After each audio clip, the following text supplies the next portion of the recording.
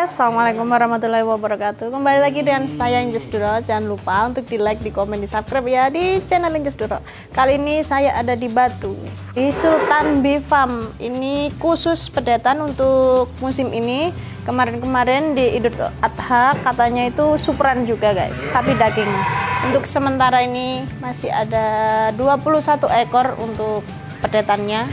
Di sini ada Malbor, Simental sama Lemosin. Untuk yang di sebelah sini, ini maskot kesayangannya ya. Ini umur 6 bulan ya. 6-7 bulan udah sebesar ini guys. Makanya ini dirawat, belum dijual katanya. Dan untuk yang ini berumur berapa bulan mas? 4 bulanan. 4 bulanan ini udah selempeng ini ya, kotot kayak Mbak Inces. Kotot nih guys. Dan untuk yang sebelah sini semuanya masih dirawat guys. Ini masih balita semua. Dan kita ngobrol-ngobrol dulu sama yang punya Mas Ilham dari Bee Farm ya. Oke, Mas, untuk nama lengkapnya bisa diperkenalkan kepada subscriber Inces Duro di seluruh Indonesia. Untuk nama? Muhammad Ilham Mukorrobin, Pak. Muhammad Ilham Mukorrobin, guys. Nah, ini asal dari? Saya asli Surabaya.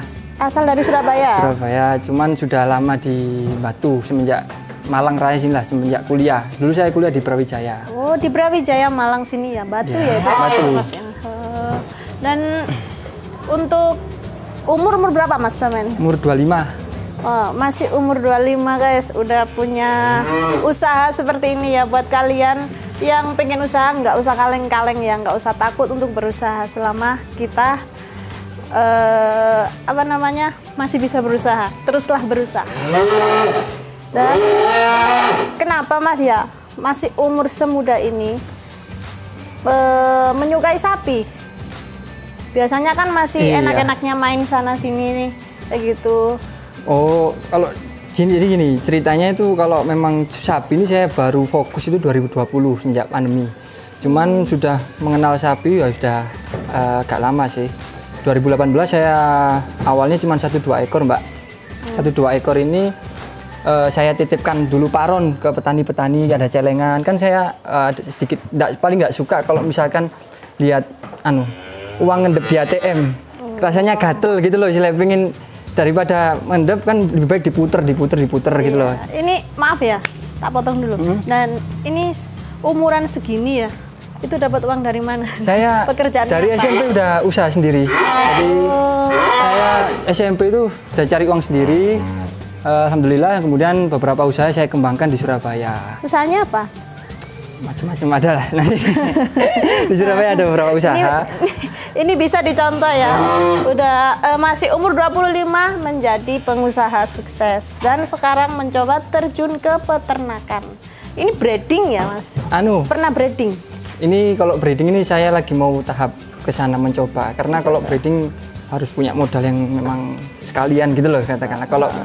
Kalau cuma 1-2 ekor nanti lebih baik saya di pembesaran dulu gitu sistemnya. Oh, pembesaran. Nah, ini biasanya ya penjualannya itu kemana aja?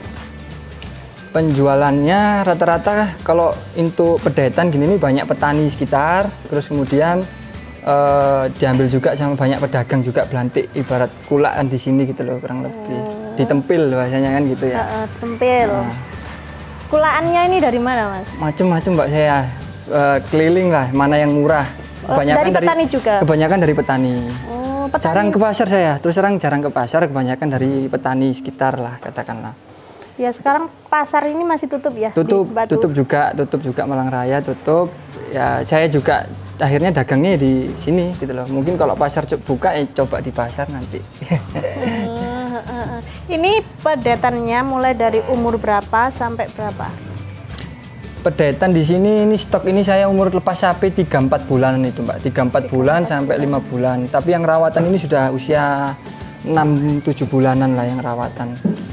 Tapi ini mayoritas jantan ya, Mas? Jantan semua. Jantan semua, tapi saya juga kadang-kadang nerima untuk betina pesanan biasanya kalau betina gitu. Nah, itu udah ada customer ya kayaknya. Ya. Kandang sebelah itu mas saya, kandang saya ada beberapa kandang. Saya ada 3 kandang di daerah sini Batu Raya 2, di Jombang 1. Wah, istimewa. Yang untuk Batu Malang Raya sini saya fokuskan untuk trading, untuk yang di Jombang saya pembesaran. Oh, pembesaran. Jadi mas kandang sebelah, kandang yang atas memang buat jaga kandang sana gitu. Dan untuk kemarin ya, PMK ini bagaimana? PMK sempat waktu itu hampir seluruh kena.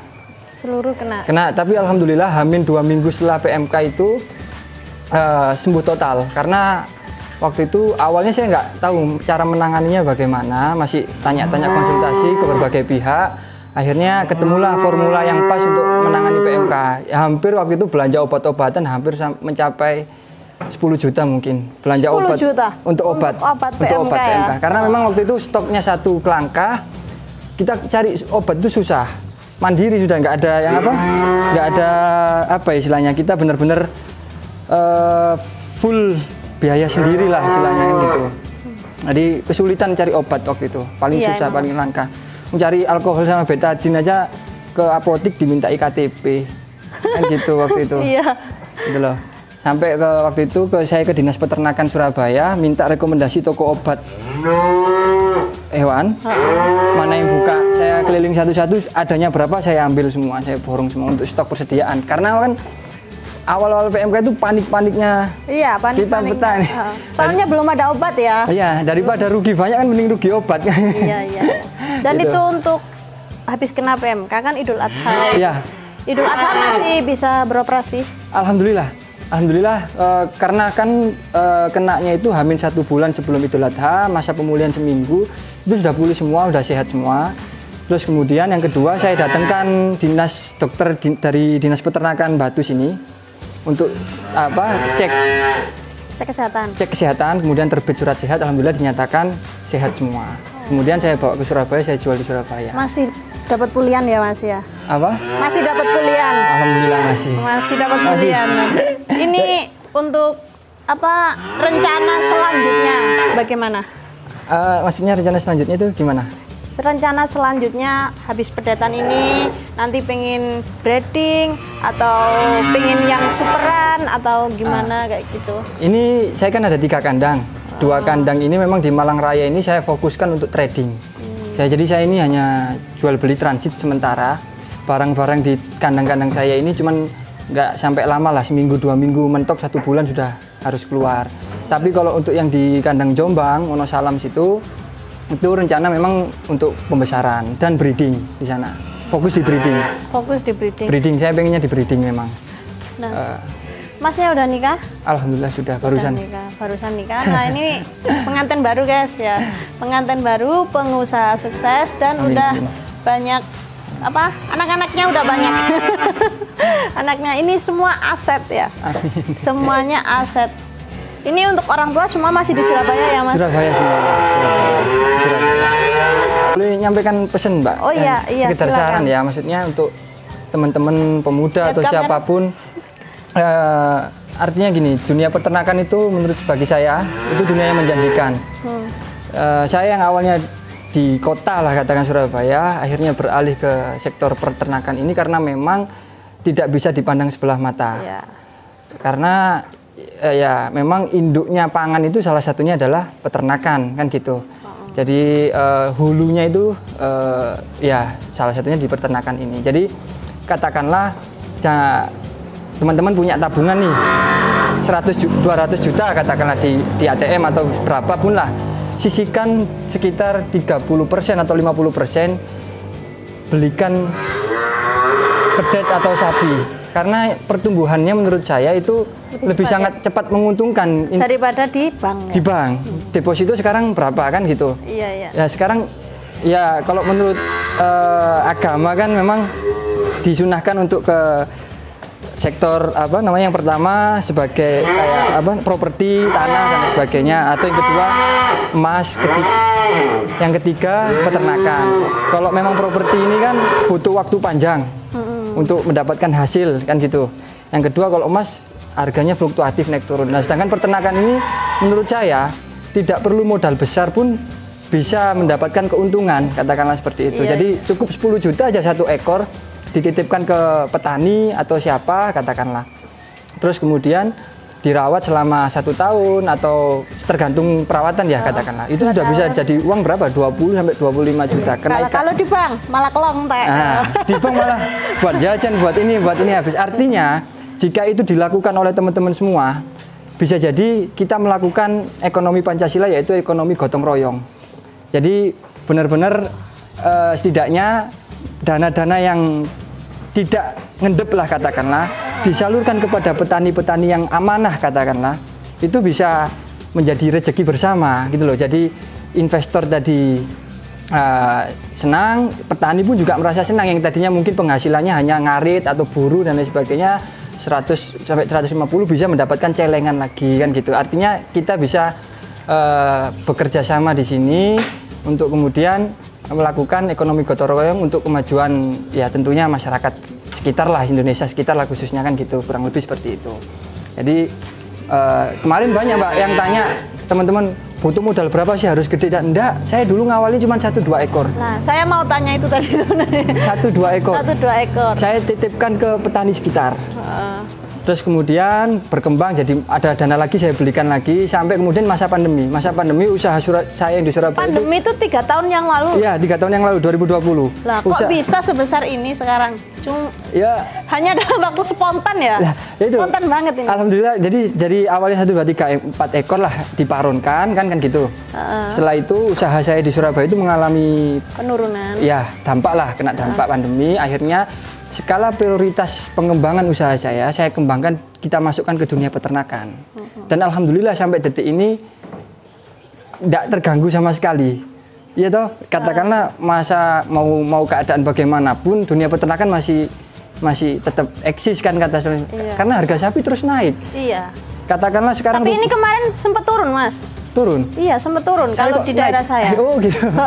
Kalau di daerah sini nggak turun. Karena kemarin saya jual waktu Idul Kurban aja kemarin, saya bawa ke Surabaya itu harganya naik. Gitu loh. Mungkin ya tergantung gini Mbak. Mungkin ini tergantung sapinya ya. Satu tergantung sapi, kedua ini pesan buat teman-teman peternak, harus tahu timing kapan kita menjualnya. Waktu kapan menjualnya, katakanlah musim ini keluar, jangan sampai kemudian belum musimnya keluar dikeluarkan. Harganya bisa-bisa tidak sesuai, tidak sesuai kayak gini musim pedetan. Karena kandang pada kosong nih, otomatis harga pedetan agak naik meroket. Makanya saya stok pedetan ini kan itu. Karena memang kesulitan kan kita cari pedetan ini. Saya juga keliling Mbak, keliling ke kota-kota, mana yang ada saya ambil gitu, kurang lebih seperti ini itu. Biasanya kalau full paling banyak itu berapa ekor? Kemarin di sini tuh kapasitas mentok hampir 35 kandang sini. Tapi dengar-dengar 40 juga pernah katanya. 40 ya, kalau 40 nyesek-nyesek makanya saya buat kandang kedua di daerah Bulukerto itu kapasitas sekitar 30 di sana.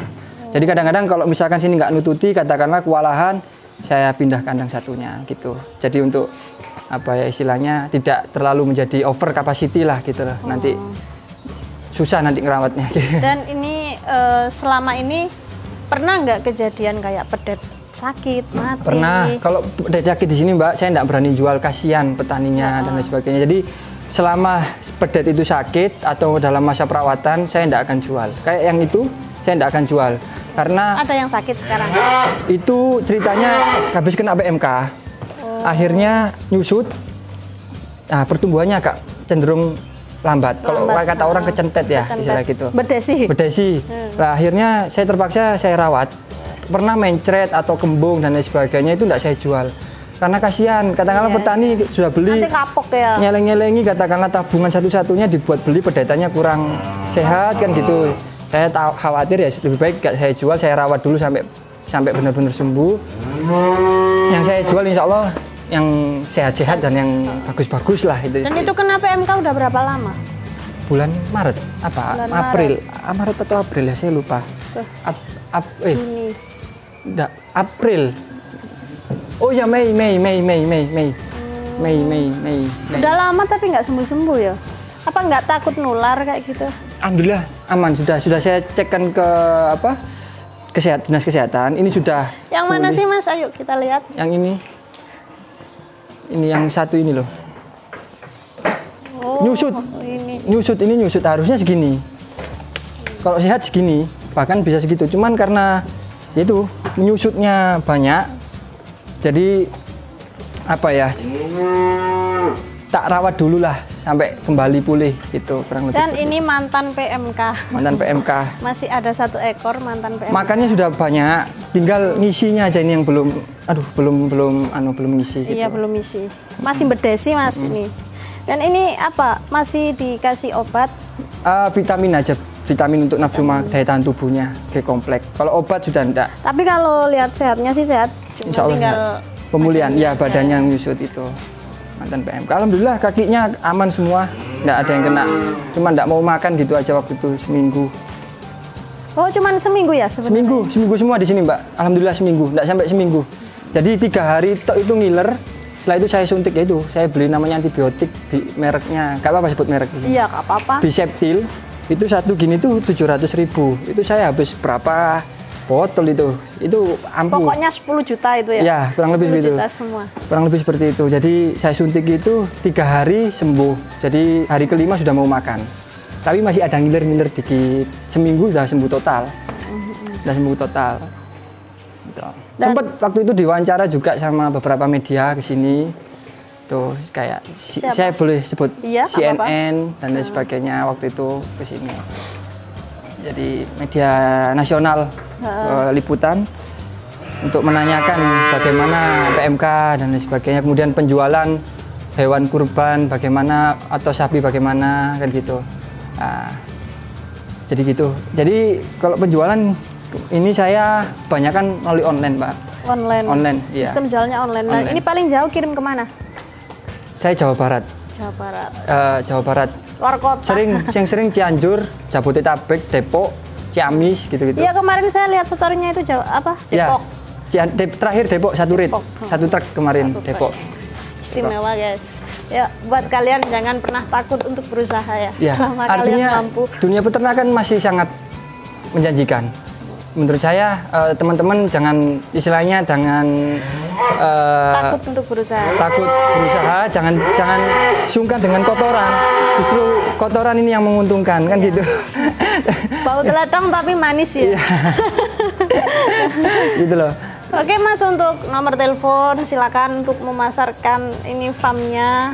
Kalau channel Instagram itu Sultan Bifam, SULTHAN Bifam, Bifam. Ya, Bifam. Itu singkatan dari Sultan Breeding and Farm gitu loh. Jadi channel YouTube-nya Sultan Breeding and Farm. Untuk nomor HP 0811 351 5005. Nah. Untuk sementara ini saya fokus di spesialis pedetan. Nanti hamin 3 bulan baru saya stok untuk penjualan sapi Idul Kurban seperti itu. Oke. Nah, itu guys ya, buat kalian jangan lupa untuk di like, di komen, di subscribe di channel YouTube-nya Mas Ilham, Sultan Bifam ya. Iya. Sultan Bifam, silakan di subscribe. Oke. Terima kasih. Demikian, wassalamualaikum warahmatullahi wabarakatuh. Dadah.